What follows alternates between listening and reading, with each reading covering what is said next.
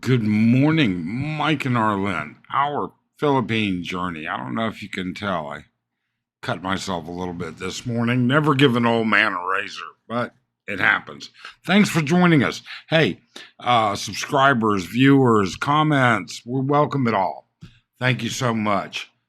Philippine banking system has made a huge move, a big move, and it does impact expats and those that are staying here long term on tourist visas. So let's talk about it. Why'd you have to go? I guess this world's too slow for you. I think there's beauty in the gray, the cold, but you just want the gold. And there's no way I can beat it, cause I got no chance, no chance when it comes to her. She got the glitter and the fame, and I just wasn't enough. Okay. So, we pretty much want to put out content that shows you our life here. And part of our life is finances. It's just that simple. It's not as exciting as a lot of other things, but it's things that many people need to be aware of. So, with that being said, there was recently a change in the Philippines banking system.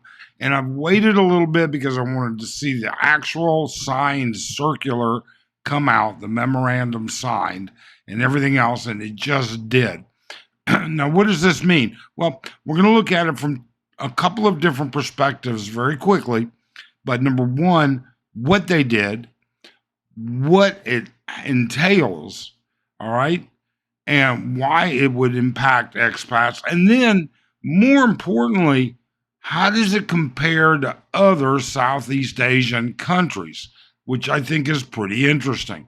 So, let's first take a look at what it is that I'm talking about. So, it was March, I think it was. March. It took place March 15th. Okay, but I didn't see it actually come out. It was done on February 28th. But what it does essentially is it ensures, the Philippine government is insuring your money in Philippine banks. Now, you have the same thing. In the U.S., we call it the FDIC, the Federal Depository Insurance Company. Here, it's called the Philippine Deposit Insurance Company. But it's always been such a meager amount, okay? It's been 500,000 pesos. Well, I mean, it's not a meager amount when it comes to what Filipinos save, but it is a meager amount for many expats, many long-term people here in the Philippines. It's nice to be able to have money available in the bank without having to do transfers and anything else. Now, we're not going to go into what it takes to get a bank account because, quite frankly, what the law says it takes and what actually happens can really be different from place to place. That's just the honest truth. But now we're up to 1 million pesos. Now, at 1 million pesos, well, what does that do? It's 17,912 United States dollars. That covers quite a bit of emergencies. That covers quite a bit of different things.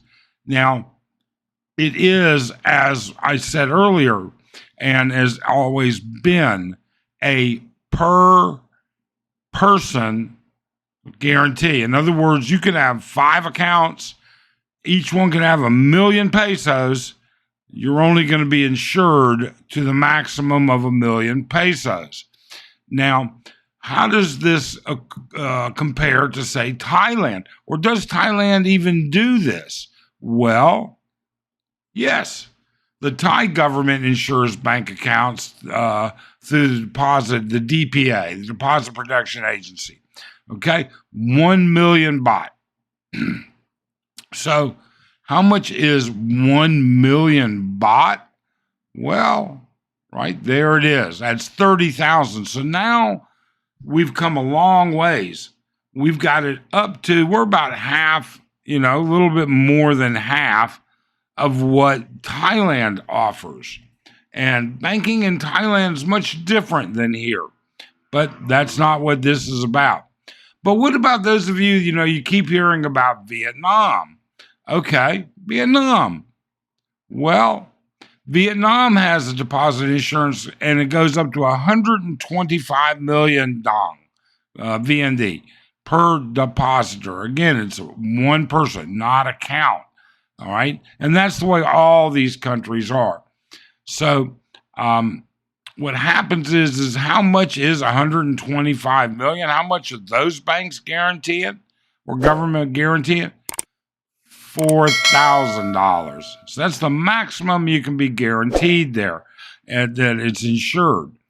All right. Well, what about Cambodia? Well, no, Cambodia does not have a deposit insurance scheme. And you can look these things up. All right. It's not hard to come by at all. But why? Why do they do this? Well, I will tell you why I think they do it. Now, I am not a government economist. I'm not an economist, period. I'm not a financial guru. I'm not anything. I'm just your normal Joe. But why do I think they're doing it? I think they're doing it because of expansion. All right? They need, one of the things that happens in banking, all of these banks that I listed, one of the things that happens is that the government requires a ratio of assets to liabilities. They've got to have so much money sitting there in their bank to loan so much money. They can't go which way or the other. The ratio governs it, whether it's more or less. I'm not really sure. But I think they have to have more in the bank than they have in liabilities. I guess I could look that up, but I don't feel like it. So with that being said, they want to loan more money. And if you watch or look at the major banks, they've had a blockbuster year loaning money. Okay, BPI, BDO, Philippine Bank, the five big major banks, they all made a ton of money this year already. Their latest quarterly reports are out, and they've made a lot of money. And they make money primarily by loaning money. It's like legal loan sharking, only somewhat regulated. But here's where it really comes into play. What really happens here is the Philippines is under a rapid expansion growth trajectory. They are trying to modernize. They are trying to build the infrastructure. They are trying to do all kinds of things. And so, along with that, now the government itself, they sell bonds. That's how they raise money. So they may say, build a new railway, like the railway that's going through Clark. That railway is being financed two ways. First off, the Japanese government that's overseeing it and is a partner, or the Japanese corporation that's doing that, and the Philippine government, which is going to own the majority, raised the money to do that by selling bonds. Well, they're not in the I build a railroad and now I'm going to open up little stores at each one of the rest stops and train stations.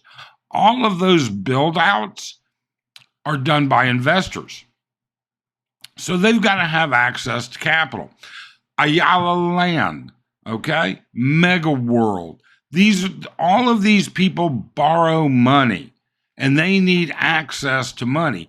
And the Philippines government wants them to keep building. They want them to build, is for lack of a better term.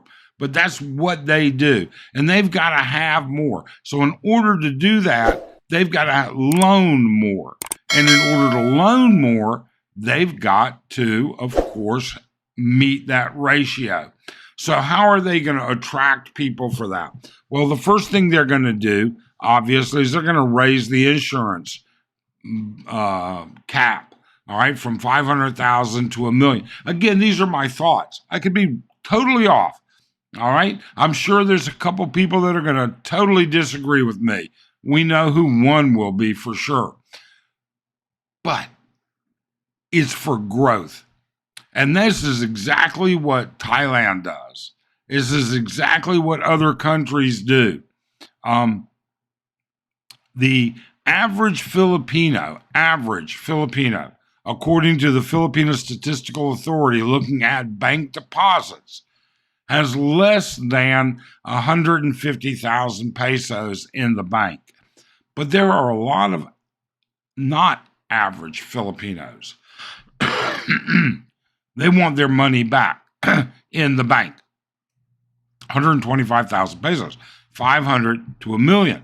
Now, keep in mind, you know something? The above average Filipinos, they bank outside of the country. Oh, OFWs, there are so many OFWs with bank accounts outside of the Philippines. They want them to bring that money back in because their money's insured at a higher amount outside of the U.S. in certain countries. In the UK, in Australia, in the U.S., it is significantly higher. All right? And, you know, that's where OFWs, now I don't know what or how it works in Saudi or Kuwait or anything like that, but I do know about those countries. All of that being said, this is great for expats. Now, how great is it? Well, we get this whole thing. People often accuse us of not living like a Filipino, that is changing the Philippines. Well, you know something? I think every time I walk outside the door, I'm living like a Filipino. I'm here. I'm in the Philippines. All right. I'm living like a Filipino. I shop at the same places Filipinos shop at. I go to the same restaurants. I utilize the same services. All right. Expats, American expats, only represent about 350,000 people in this country of over 100 million. I don't think, you'd be surprised. But my point with all of this is this is a big step. A huge first step to improving the system. Now, is that going to make the lines any less at the bank? Is it going to make timing any less? Is it going to make paperwork any less? I doubt it. However, for commercial lending, to build infrastructure, to build and loan money to small businesses, and that is the heartbreak. I mean, America was built on small businesses that got big. Australia was built on small businesses that got big. The UK, it was mostly built by slavery and war, to be honest with you. But, the East India Trading Company was no small business. All of that being said, and America is just as guilty. I should not, that's a terrible thing. But bottom line is, it is good. It is really good. It allows you as an expat to keep more money here safely. Now, personally, I've never had a worry about the banks going bust here any more than the banks elsewhere going bust. But to know that there's more money there, hey, at least we'll get some of it back, maybe, if indeed it happens. The last thing that I'm going to be worried about if the banks go bust in the Philippines is how to get my ass and my wife out of the Philippines long before I worry about the money that I have here. That's for sure. I don't know. Tell me your thoughts, your ideas. Do you think it's a good thing? Tell me. All right. Otherwise, we hope you have a great day. Take care. Be safe.